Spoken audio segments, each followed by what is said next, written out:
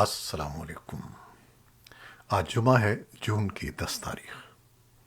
پاکستان میں سر شام کے 7، بھارت میں 7:30، اور یہاں ہمارے اسٹوڈیوز کی گھڑیوں میں صبح کے 10 بج رہے ہیں۔ وائس آف امریکہ واشنگٹن کی اردو سروس سے میں ہوں خالد حمید، خبروں کے ایک بلیٹن کے ساتھ۔ امریکی کانگریس کی عمارت کیپٹل ہل پر حملے کی تحقیقات کرنے والے پینل نے پہلی عوامی سماعت پر اس روز پیش آنے والے واقعات سے متعلق ڈرامائی فوٹیجز اور سابق صدر ڈونلڈ ٹرمپ کے حامیوں کے انٹرویوز کے متن جاری کر دیے ہیں۔ جمعرات کی شام کانگریس کے ہاؤس کمیٹی نے 2 گھنٹے تک براہ راست نشر ہونے والی سماعت کے دوران 6 جنوری کو سابق صدر ٹرمپ کے حامیوں کے کیپٹل ہل پر حملے اور ٹرمپ کی شکست کے بعد نتائج پلٹنے کی کوشش کے واقعات سے پردہ اٹھایا ہے۔ کمیٹی رواں ماہ اس نوعیت کی 7 سماعتیں منعقد کرے گی۔ حالیہ دنوں میں تحقیقاتی پینل کے نتائج کی تفصیلات منظر عام پر آتی رہی ہیں، تاہم پینل کے چیئرمین بینی تھامسن کا کہنا ہے کہ یہ تحقیقات 6 جنوری کو پیش آنے والے واقعات اور ان کے محرکات کی حقیقت سامنے لائی ہیں۔ بینی تھامسن نے سماعت کے آغاز میں کہا کہ 6 جنوری کا حملہ کھلی بغاوت کے مترادف تھا۔ ان کا کہنا تھا کہ کیپٹل ہل پر حملہ انتخابی نتائج کو پلٹنے کے لیے ایک بڑی سازش تھی اور ٹرمپ اس سازش کا مرکز تھے۔ بینی کا کہنا تھا کہ اس وقت کے صدر ڈونلڈ ٹرمپ نے امریکی آئین کے مقامی دشمنوں کو اکسایا کہ وہ کیپٹل ہل کی طرف مارچ کریں اور امریکی جمہوریت کو تباہ کر دیں۔ اس کے بعد سابق صدر ٹرمپ کے لگ بھگ 2000 حامیوں نے کیپٹل ہل پر چڑھائی کر دی تھی۔ وہاں ہونے والی ہنگامہ آرائی کے دوران امریکی کانگریس کے اراکین کو شدید خطرات کا سامنا کرنا پڑا۔ صدر بائیڈن کی کامیابی کی توثیق کے لیے ہونے والے سیشن کی صدارت اس وقت کے نائب صدر مائک پینس کر رہے تھے۔ ان سمیت کانگریس کے دیگر اراکین کو محفوظ مقامات پر منتقل کیا گیا۔ بعد ازاں شام کو صورتحال کنٹرول پر آنے کے بعد کانگریس نے صدر بائیڈن کی کامیابی کی توثیق کر دی تھی۔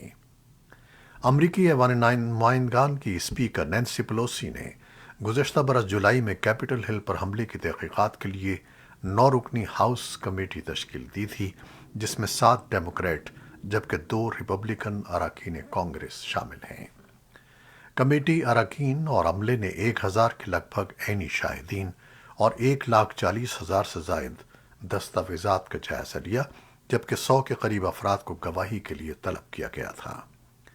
کیپٹل ہل حملے کی تحقیقات کرنے والی کمیٹی پر ریپبلکنز یہ الزامات عائد کرتے رہے ہیں کہ تحقیقات کا مقصد سابق صدر ٹرمپ کے سن 2024 کے صدارتی الیکشن لڑنے کی راہ میں رکاوٹیں ڈالنا ہے۔ ایوان نمائندگان میں ریپبلکن رہنما کیون میکارتھی نے ایک بیان میں الزام عائد کیا کہ امریکی تاریخ میں بننے والی یہ ایسی سیاسی کمیٹی ہے جس کی کوئی حیثیت نہیں ہے۔ اس کے علاوہ ریپبلکنز کو نشانہ بنانے کے لیے کانگریس کے اختیارات استعمال کیے گئے ہیں۔ ان کا یہ بھی کہنا تھا کہ ان تحقیقات کا کوئی جواز نہیں تھا اور اس کے ذریعے شہریوں کی نجی سیاسی تقاریر کو بنیاد بنا کر انہیں نشانہ بنایا گیا۔ واضح رہے کہ کیپٹل ہل پر ہنگاموں میں ملوث 840 افراد کو گرفتار کیا گیا ہے، جن میں سے 305 نے اعتراف جرم کر لیا ہے۔ ان افراد پر کانگریس کی عمارت میں بلا اجازت داخل ہونے کی قانون شکنی سے لے کر پولیس پر حملے جیسے سنگین جرائم کے الزامات عائد کیے گئے ہیں۔ کیپٹل ہل پر حملے کے نتیجے میں ایک پولیس اہلکار سمیت 7 افراد ہلاک، جبکہ 150 کے لگ بھگ پولیس اہلکار زخمی بھی ہوئے تھے۔ امریکہ کے صدر جو بائیڈن نے جمعرات کے روز براعظم امریکہ کے ملکوں کے لیے آب و ہوا کی تبدیلی سے نمٹنے کا اپنا منصوبہ پیش کیا، جو شفاف توانائی کی پیداوار کا ایسا منصوبہ ہے جسے وہ ایسی اقتصادی ترقی کے فروغ کا ذریعہ قرار دے رہے ہیں۔ صدر بائیڈن نے لاس اینجلیس میں براعظم امریکہ کے سربراہی اجلاس کے آغاز پر خطاب کیا، جس میں 23 ملکوں کے سربراہ اکٹھے ہوئے۔ خبر رساں ایجنسی رائٹر نے خبر دی ہے کہ عہدیداروں کے مطابق یوکرینی افواج سیورو دونیٹس میں گلی گلی میں ہونے والی لڑائی اور دن رات ہونے والی روسی گولہ باری کے دوران بھی اپنے مورچوں پر ڈٹی ہوئی ہیں۔ جبکہ روس شہر پر کنٹرول حاصل کرنے کے لیے کوشاں ہے، جسے اس نے بمباری سے تباہ کر دیا ہے، اور جو مشرقی یوکرین پر مکمل کنٹرول کے اس کے مقصد کے لحاظ سے انتہائی اہم ہے۔ سیورو دونیٹس اور اس کا جڑواں شہر لائشچینک لوہانس صوبے کے وہ آخری حصے ہیں جن پر یوکرین کا کنٹرول ہے اور روس ان پر قبضے کے لیے کوشاں ہے۔ روس اور چین نے دونوں ملکوں کے درمیان ایسے میں ایک پل کی تعمیر کا اعلان کیا ہے، جبکہ ماسکو یوکرین کی جنگ پر مغرب کے ساتھ تصادم کے سبب ایشیا کی جانب زیادہ توجہ مرکوز کر رہا ہے۔ یہ پل جو آمر دریا پر تعمیر کیا گیا ہے، روسی مشرقی بعید کے شہر بالگو ویشچنس کو شمالی چین کے شہر ہائے سے جوڑتا ہے۔ پل کی تعمیر 2 سال قبل مکمل ہو چکی ہے، لیکن کرونا وائرس کی وبا کے سبب اس کا افتتاح ملتوی کر دیا گیا تھا۔ پاکستان سے متعلق خبر۔ پاکستان کے وزیر خزانہ نے مالی سال سن 2022-23 کا بجٹ پیش کر دیا ہے، جس میں سرکاری ملازمین کے لیے تنخواہوں میں 15% اضافہ کیا گیا ہے، جبکہ چھوٹے ریٹیلرز کے لیے بجلی بلوں میں 3 سے 10 ہزار روپے کا فکسڈ ٹیکس شامل کرنے کو کہا گیا ہے۔ رواں سال بجٹ میں کل اخراجات کا تخمینہ 9,502 ارب روپے ہے، جس میں قرضوں کی ادائیگی کے لیے 3,950 ارب روپے، جبکہ دفاع کے لیے 1,523 ارب روپے مختص کیے گئے ہیں۔ وزیر خزانہ نے بجٹ پیش کرتے ہوئے کہا کہ بجٹ سن 2022-23 ترقی کا بجٹ ہے، جس کی بنیاد پر مستقبل میں بھی ترقی والے بجٹ بنے گے۔ تنخواہ دار طبقے پر بوجھ کم کرنے کے لیے ان کے ٹیکس کی کم سے کم حد 6 لاکھ سے بڑھا کر 12 لاکھ روپے کر دی گئی ہے۔ انہوں نے کہا کہ 40,000 سالانہ سے کم آمدنی والے پاکستانیوں کو نقد رقوم دی جائیں گی۔ بے نظیر انکم سپورٹ پروگرام میں بڑا اضافہ کیا جا رہا ہے تاکہ غربت سے نمٹا جا سکے۔ بے نظیر وظائف میں 1 کروڑ مزید طالب علموں کو شامل کیا جا رہا ہے تاکہ انہیں زیور تعلیم سے آراستہ کیا جائے۔ ان کا کہنا تھا کہ اضافی رقوم فراہم کر کے سی پیک کے منصوبوں پر کام کی رفتار تیز کی جائے گی۔ سی پیک کے تحت اسپیشل اکنامک زونز کے جلد آغاز پر خصوصی توجہ مرکوز کی جائے گی۔ بھارت کی حکمراں جماعت بھارتیہ جنتا پارٹی کے 2 رہنماؤں نوپور شرما اور نوین کمار کی جانب سے دیے جانے والے توہین آمیز بیانات کے خلاف جمعے کی نماز کے بعد دارالحکومت دہلی سمیت متعدد ریاستوں میں احتجاج کیا گیا اور دونوں رہنماؤں کی گرفتاری کا مطالبہ کیا گیا۔ پولیس کے مطابق جامع مسجد دہلی کے جنوبی دروازے پر بڑی تعداد میں لوگوں نے اکٹھے ہو کر مظاہرہ کیا۔ اتر پردیش کے پریاگ راج یعنی الہ آباد میں نماز جمعہ کے بعد مظاہرے کے دوران پولیس سے مظاہرین کا ٹکراؤ ہوا اور دونوں طرف سے پتھراؤ کیا گیا۔ سہارنپور، کانپور، لکھنؤ، فیروز آباد اور دیگر شہروں سے بھی مظاہروں کی رپورٹس موصول ہوئی ہیں۔ رپورٹس کے مطابق جھارکھنڈ کے رانچی میں مظاہرین سے تصادم کے دوران پولیس اہلکار زخمی ہو گئے۔ اسی طرح کلکتہ اور حیدرآباد میں بھی مسلمانوں کی جانب سے مظاہرہ کیا گیا۔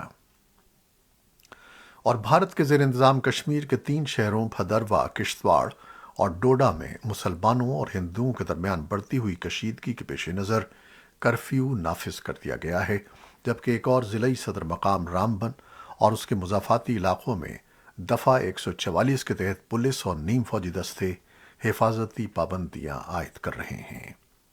فرقہ وارانہ لحاظ سے حساس پورے چناب خطے میں انٹرنیٹ سروسز معطل کر دی گئی ہیں اور حفاظتی انتظامات سخت کر دیے گئے ہیں۔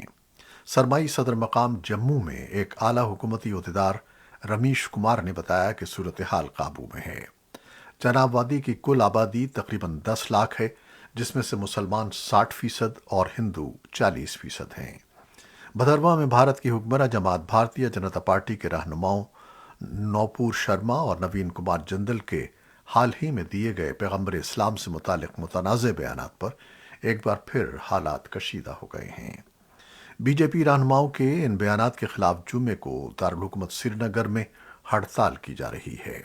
شہر کے تاریخی مرکزی مقام لال چوک اور بٹمالو سمیت بعض دوسرے علاقوں میں لوگوں نے مظاہرے کیے ہیں۔ طالبان کی طرف سے انسانی حقوق کی خلاف ورزیوں کے تسلسل سے متعلق ہیومن رائٹس واچ کی رپورٹ کو طالبان نے مسترد کر دیا ہے۔ ترجمان ذبیح اللہ مجاہد نے ایک بیان میں کہا کہ یہ دعوے بے بنیاد ہیں۔ انہوں نے اقوام متحدہ اور انسانی حقوق کی تنظیموں پر زور دیا کہ وہ طالبان کے خلاف پروپیگنڈے پر کان نہ دھریں اور افغانستان میں زمینی حقائق کو تسلیم کریں۔ قندھار کے علاقے اسپن بولدک میں ایک دھماکے میں 5 طالبان جنگجو اور ایک شہری ہلاک ہو گئے ہیں۔ قندھار پولیس کمانڈ نے مزید کہا کہ یہ واقعہ جمعرات کی صبح پیش آیا اور اس کی وجہ بارودی مواد میں دھماکہ تھا جو پہلے پھٹ نہیں سکا۔ ترک صدر رجب طیب اردوان نے جمعرات کو تصدیق کی ہے کہ وہ اگلے سال دوبارہ انتخابات میں حصہ لینے کا ارادہ رکھتے ہیں۔ 68 سالہ اردوان نے یہ اعلان ساحلی شہر ازمیر میں ایک تقریر کے دوران کیا، جہاں انہوں نے حزب اختلاف کی مرکزی جماعت کے رہنما کمال قلیچ داروغلو کو چیلنج کیا کہ وہ اپنے امیدوار کا اعلان کریں۔ رجب طیب اردوان عوامی اتحاد کے امیدوار ہیں۔ اردوان نے تقریباً 20 سال تک ملک کی قیادت کی، پہلے وزیر اعظم اور پھر صدر کے طور پر، لیکن ملک میں مہنگائی کے بحران کے درمیان ان کی اور عوامی اتحاد کی حمایت میں مسلسل کمی واقع ہوئی ہے۔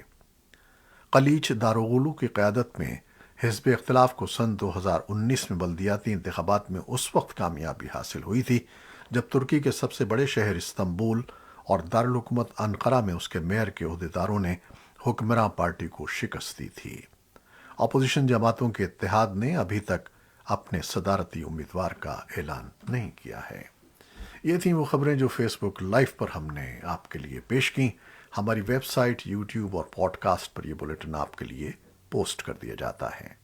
آپ ہمارے بلیٹن کو شیئر کرتے ہیں اور اپنے کمنٹس میں اپنی محبتوں کا، اپنے خلوص کا، اپنی دعاؤں کا اظہار کرتے ہیں، جس کے لیے ہم آپ کے بے حد ممنون ہیں۔